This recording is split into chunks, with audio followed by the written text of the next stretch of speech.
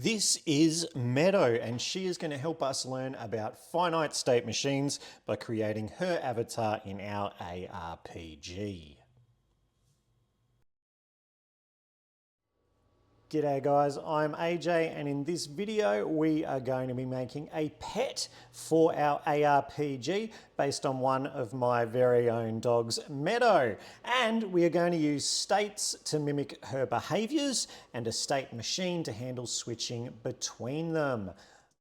Let's discuss the goals. So the goal is to create a pet for our player or for an NPC in an ARPG, which will have a whole bunch of different behaviors that it engages in.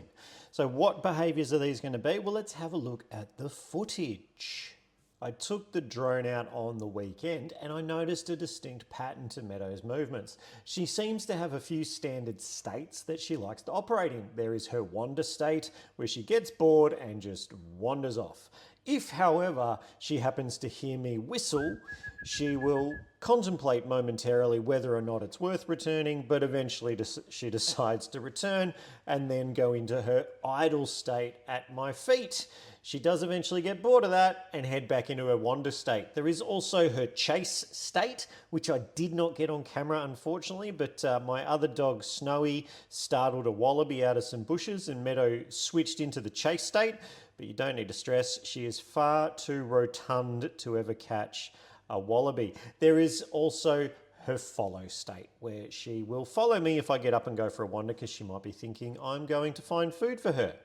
Now, it was from observing these patterns that I thought the best way to make Meadow in my ARPG was with a series of states that she moves between. And there is a coding concept called a finite state machine, which could help us do just that. Just because I know what a finite state machine is doesn't mean I know exactly how to implement one. So I spent some time watching some tutorials, reading some documentation and such, and I came up with a method that works well for me. But having said that, if you can make any suggestions to improve it, I would love to hear from you in the comments. I am a teacher, not a game designer, and I'm still learning all the time. But this is the structure I came up with. Meadow's root node script actually serves as the finite state machine as well as her other functions.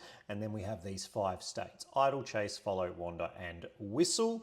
And you can see all the various things that happen in each of those states. If you want to follow along precisely with what I'm doing, you can grab this file, the Legend of BasePetState.zip from my GitHub and the ARPG pet repo there, and that'll allow you to copy exactly what we're doing, but you shouldn't need to do that if you just want to add this to your own game. This is the project we're going to be working in. Let's have a quick look at it so you know what we're talking about. There is Bazza, there is an enemy magpie. He can pick up a stashed bottle of VP to improve his health, and we've just got a really simple UI here with a quit button. So what we're going to do is add in Meadow, Bazza's pet, and Meadow is going to help scare away these magpies to keep Bazza safe. So the way we're going to do that is by creating a new scene to start with, and we want to have a character body 2D as our root node, and let's rename that straight away to Meadow. So Meadow is our character body 2D, that's what we're inheriting from. To add to that, we're going to want an animated sprite 2D as well, because that's going to give us our animations for Meadow. We're going to want a collision shape as well. And we'll also need an audio stream player 2D for our barking, which we will get to in a little while. And we also need an area 2D so that we can detect enemies. Let's call it, sorry, detection area. And that will need a collision shape of its own. Okay, so that's our basic structure at the moment to piece together our little puppy dog. Let's, what do we want to do next? We probably want to go ahead and work on our animations to start with so we can get Meadow looking good on our screens. So we're going to need our Maremma PNG. If you haven't downloaded the project files, do that now just to grab that asset out. Or if you've got your own sprites you want to use to make your dog with, and let's face it, my art skills are deplorable. So I'm sure whatever you've made or have found is going to be of much better quality than what I've got. So that's what we're going to need. We're going to do our animations now. So save our progress this far. Meadow to our scene script folder. And what we're going to do is we're going to grab our animated sprite 2D. We're going to click on our animation tab, our empty sprite frames, go new sprite frames, and we're going to want a few different animations. The first thing we want is an idle. Actually, this is a little glitch I've noticed in Godot 4.3 beta is that if I hit enter when I'm in this animation window, it tends to close on me. So I call it a glitch. It could also be user error. So maybe I shouldn't be too quick to judge. So we need our idle animation. We're also going to need our walk down animation. We're also going to want a oh man, it is quite frustrating. So if anyone knows what I'm doing wrong, please tell me. Our walk down animation, oh no, I clicked on the wrong one, so now it's gonna do it all again, you bastard. New animation, walk up. We've only got one more to make. And then it disappears again. Okay, and this one is walk right. All right, so we've got our 4 different animations. Let's click on our waffle. Oh, we're gonna do this the entire time. I'm gonna get so sad. All right, we're clicking our waffle for our walk right. That's where we're starting. We need our assets, we need our Maremma. Now our Maremma is, I think, 8 by 6 or 7 or something? No, what have I done? Does that look right? 6. Let's zoom on in. Oh yeah, there it is. So it's 8 by 6 is our Maremma. And what were we doing? Walk right. So our walk right ones, I think. So if you can see here, there's actually 2 different dogs. They're basically the same, but the colors of the collar are different, orange and purple.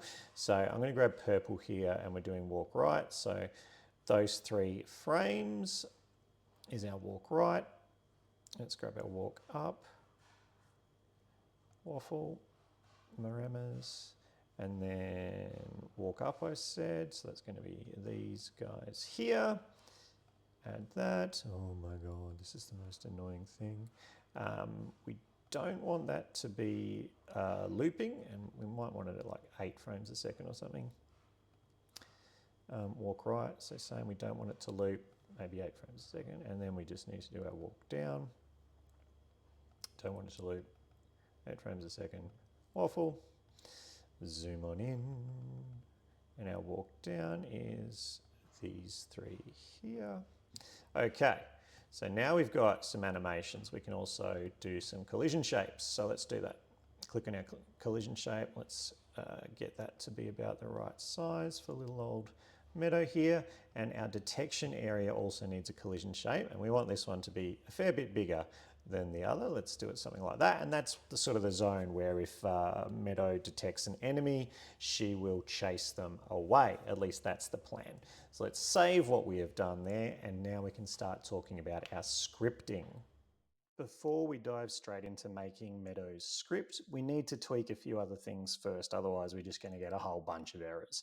So there's a whole bunch of other things that Meadow's script is going to need before it will work effectively. So Meadow's script isn't just going to handle those generic things like animations and directions. We're also going to use this script to switch between the various states that Meadow is going to have. So we want to set up these states first before we set up Meadow's script and handle that logic of switching between them. So let's do that now. So let's do our base state for our pet first. So this is just going to be a new script that we're going to put in our scripts folder, and we're going to call it BasePetState. So this is just setting up a really generic template for all of the pet states that will come after them. So let's have a look at what we've done here. So we're extending our node and we're giving it a class name of BasePetState. Then we just got these functions. So an enter function, which is going to be when we enter this state, what do we want to do? We have an exit function. So again, when we're leaving this state, do we need to run anything? During the state happening, do we need to do anything? And also, are there any inputs happening that are going to determine changes as well? So that's going to be our base pet state. And we need to set that one up before we do much else. Now let's go through and start looking at the individual states themselves. Rather than me typing them all in, I am just going to show you, because they all fit easily on a screen, I'm going to show you those in code blocks just on the screen.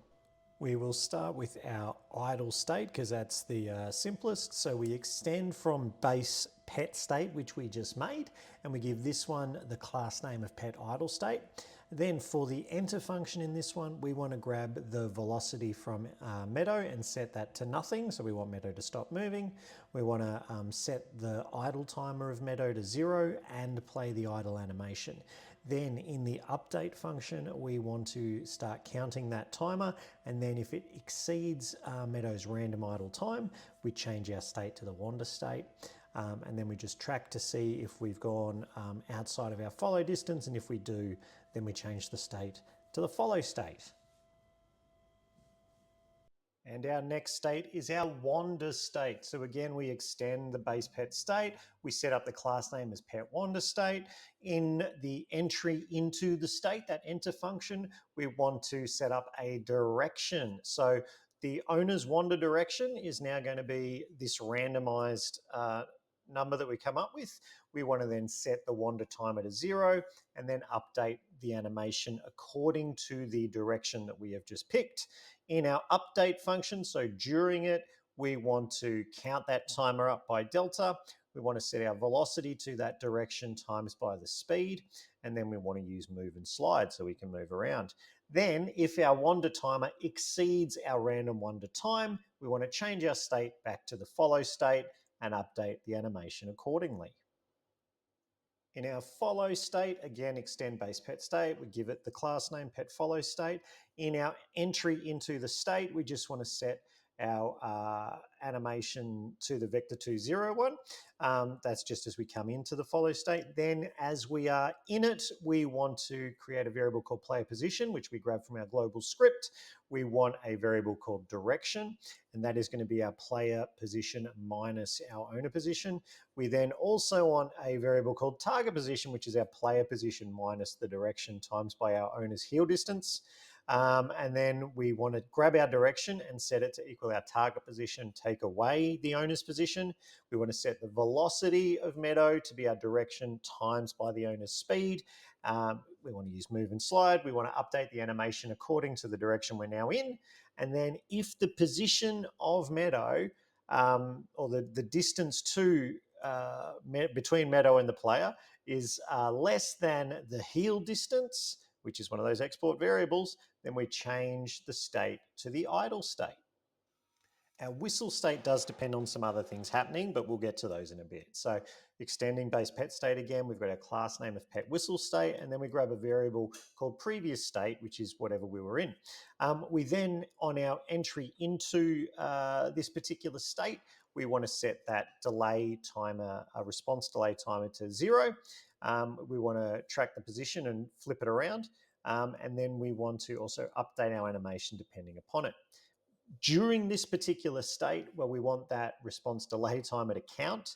And then once it exceeds the owner's response delay time, we want to change our state to the follow state. So that delay timer is just because Meadow's a bit of a cow. And when I whistle, she'll generally stare at me for a few seconds before she comes. So that's been factored in there as well as this response delay time.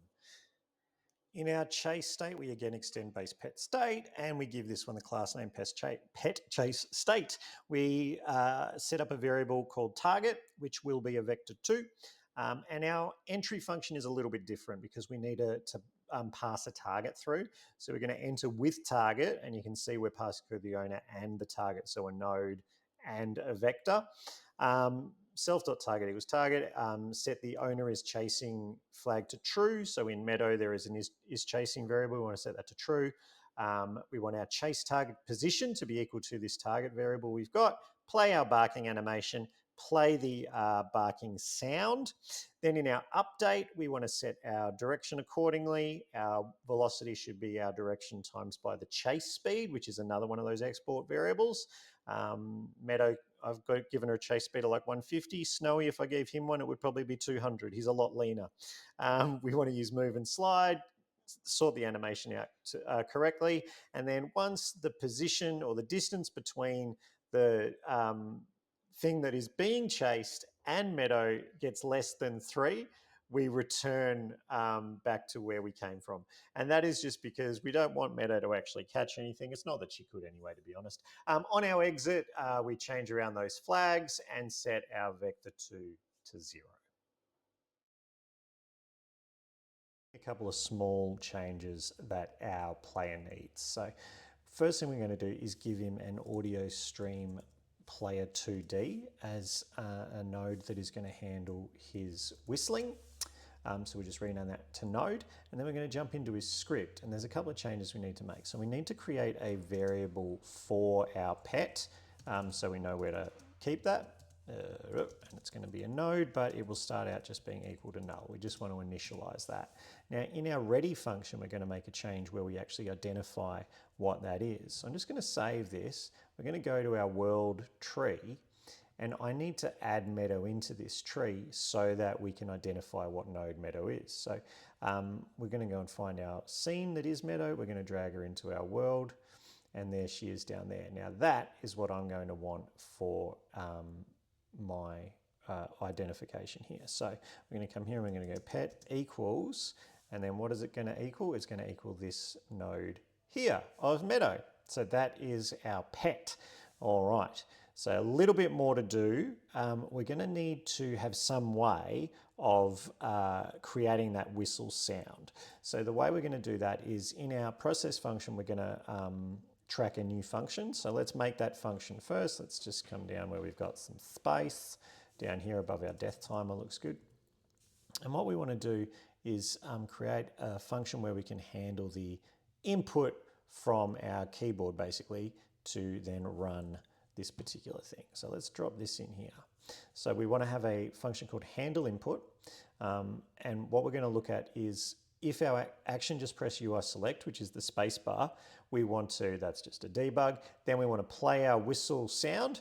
And if our pet has the method whistled, then we want to run that particular method. That's what we're saying here. So we'll get to this in a minute, but for now we needed to add this to our player. So in our player's scene tree, we need to actually tee up that sound as well, don't we? So let's grab our whistle and drag it across, and that is now all hooked up. Similarly, there's only a small change or two we need to make to our magpie. We're going to give our magpie a timer node. And this timer is going to be called flee timer, because this is going to be how our magpie knows to flee or not. And we're going to signal when that times out through to our magpie script. So in our magpie script, we've now got this on flee timer timeout happening. What we want to do there is we want to run this little function, this little setup here. Now this isn't going to work yet because we haven't set a variable for fleeing. I don't remember if I've made a choose. Oh, we did do choose new direction. All right, so we've got to do that fleeing. So up the top here, we just need to create a variable for that. So it's just going to be var fleeing equals false to start with. And that's pretty much all we need to do to our Maggie, right? So what we're doing is we're just saying we created a variable on off for fleeing. And then what we're saying here is, just a second, I haven't added the actual flee function. Doofus, copy that. That's going to make it far more sensible. All right, let's have a look now. So we've got this function flee, which changes our flee tag to true, starts our flee timer, and then sets our direction to the opposite of whatever our current direction was, times our speed by 2.5, and just updates the animation accordingly. So that's a little function there that gets run when our pet chases our magpie and they detect each other. So let's just say that. That's our change to our magpie.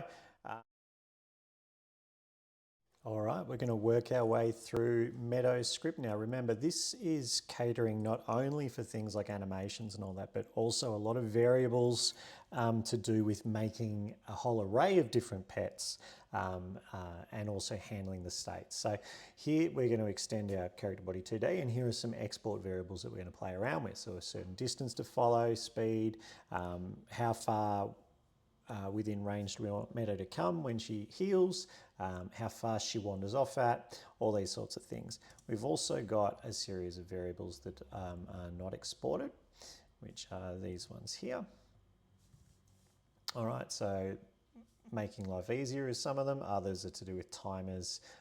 We got some bools for chasing and barking, and we also want a vector2 for our chase target position.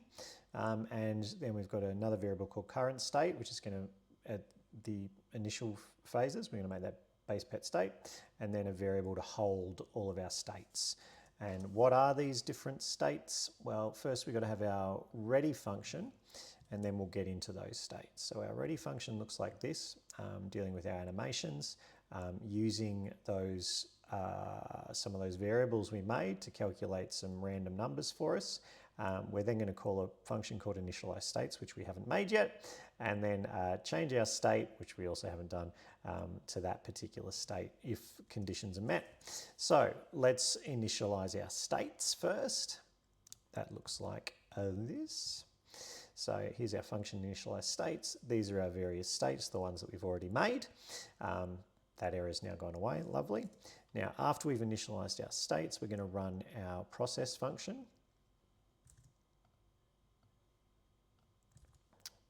Falling behind in the speeds.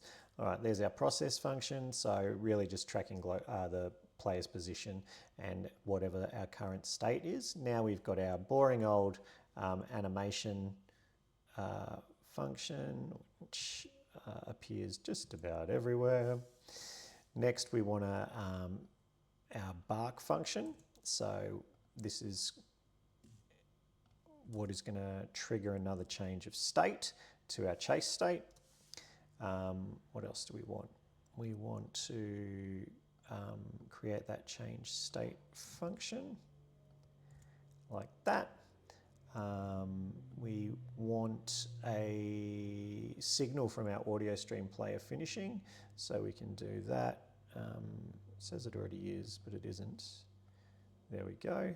And what do we want that to do? Well, we want that just to toggle our isBarking variable to false once the bark has finished. We then want another function called whistled, which is going to get called, or does get called, from the player script. You probably saw that already. And all that does is set our state to whistled. And then we want to signal our detection area, which again is saying it's through, but it currently isn't. Let's do it again. So there's our detection area. What do we want to do in there? That looks like this. I got that wrong again. Actually, we don't need that at all. It's just a debug statement. So we want to check and see if the thing coming into our detection area is in the group enemy, and if the dog is not barking. If that is the case, we want to call the method flee in that enemy. So if it has that method, call that method. If it doesn't, it doesn't. So our magpie does, because as you know, we made it earlier. So that is all that. One thing I remember, which I don't think I did on screen, was the idle animation. I forgot to do that. Make sure you do your idle animation or none of this is going to work. And the other thing, which I know, I'm pretty sure I left out, was adding in this little line here, our handle input delta, in our process function in our player script. Without those, nothing here is going to work. But I'm hoping the way we've got it set up now, things should work. So I am going to run this and cross my fingers that we get to see all of our states in play. All right, so we're idle, we chase, we're back in idle, we're wandering, I can whistle, we come back, we chase, I can whistle, we come back. Oh, and follow's the other one. Oh, I think, is follow working? Yes, follow is working as well. Excellent, that is all of them working perfectly. So, thank you for hanging in there for all of this. Obviously, there's some collisions and things we need to work out. but we have used a finite state machine and 5 different states to create a pet for Bazza in his ARPG adventure. I'm working on a much more complex version of this in the actual Legend of Bazza game that I'm making, but hopefully you learned something from that. If you did, please give the channel a subscribe, give the video a like, and more importantly, give it a share. It is those shares that help other people find it and get a hold of that content too. Thanks guys, and hope you learned something.